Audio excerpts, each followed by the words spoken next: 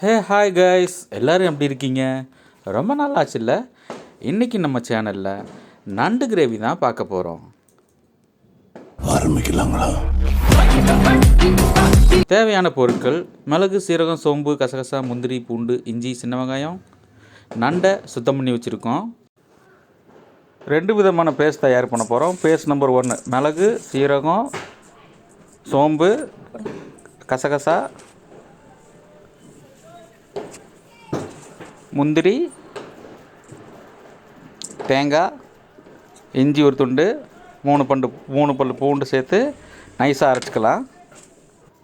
Paste number 2 10 பல் சின்ன வெங்காயம், ஒரு கைப்பிடி கருவேப்பிலை, இதையும் நைஸாக அரைச்சி எடுத்துக்கலாம்.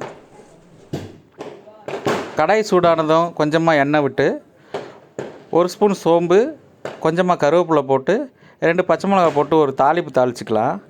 கூடவே வெட்டி வச்சுருக்க பெரிய வெங்காயம் 1 கப்பு,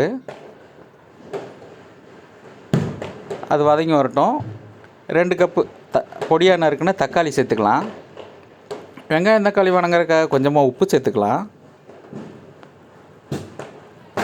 கூடவே 2 டீஸ்பூன் மிளகாத்தூள், 2 டீஸ்பூன் மல்லித்தூள், 1/2 டீஸ்பூன் மஞ்சத்தூள் சேர்த்து கொஞ்சமாக தண்ணி விட்டு கொதிக்க விட்டுக்கலாம். கொஞ்சமாக பச்சை வாசனை போகட்டும். ஒரு கொதி வந்துருச்சு. இப்போ நம்ம பேஸ்ட் நம்பர் 1 அதை அரைச்சி வச்சுருக்கோம் இல்லையா, அதை சேர்த்துக்கலாம். ஒரு கிளறி விட்டு ஒரு கொதி வரட்டும். அதோட பச்சை வாசனை போகிற வரைக்கும் கொதிக்கட்டும். இப்போ நம்ம 2வது அரைச்சோம்ல அந்த பேஸ்ட்டை சேர்த்துக்கலாம். சேர்த்து ஒரு கொதி வரட்டும்.